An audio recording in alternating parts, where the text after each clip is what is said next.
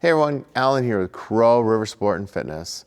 Previously, we talked about how athletes should fuel before a big game. We talked about eating the night before, a smart breakfast, a pre-game snack, and a little bit on hydration.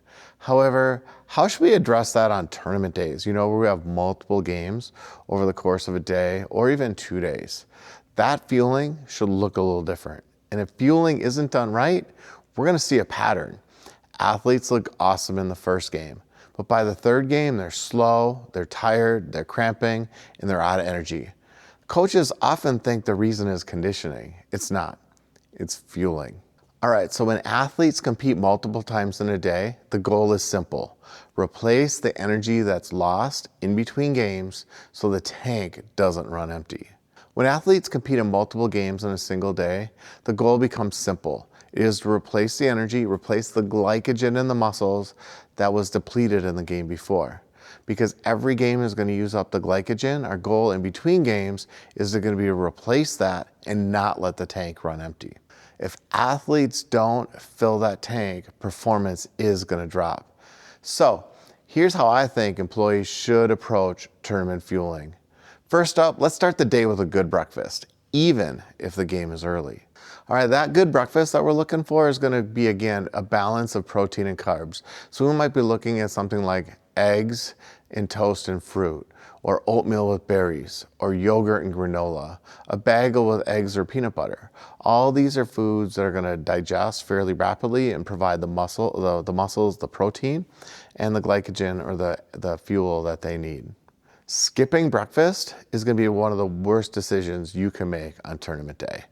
I know a lot of times nerves are kind of piling up and we don't want to eat, or we want to eat too light. We want to stick with foods that our stomach is used to, so digestion continues as normal, but provides the building blocks that we're going to need the next day. All right, next up, let's talk about between game fueling. Oftentimes we have an hour or maybe two between games.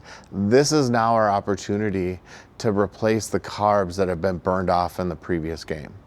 The goal is going to be quick, again, easy to digest foods that are going to provide the energy to our muscles when they need it.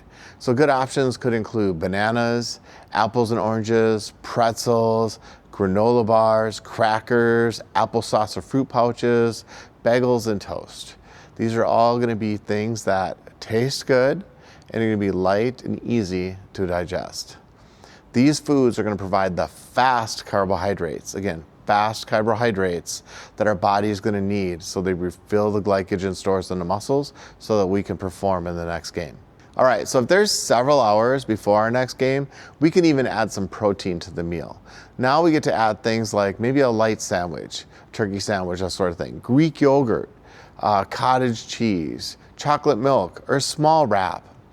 Even then, keep things moderate. Don't go overboard.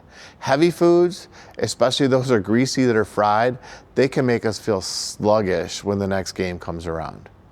All right, one more thing, we have to talk about hydration. So with hydration, even mildly dehydrated athletes can reduce speed, reaction time, and endurance. Athletes, you should be drinking water between games and consistently then throughout the day, not just during the game when we get a water break.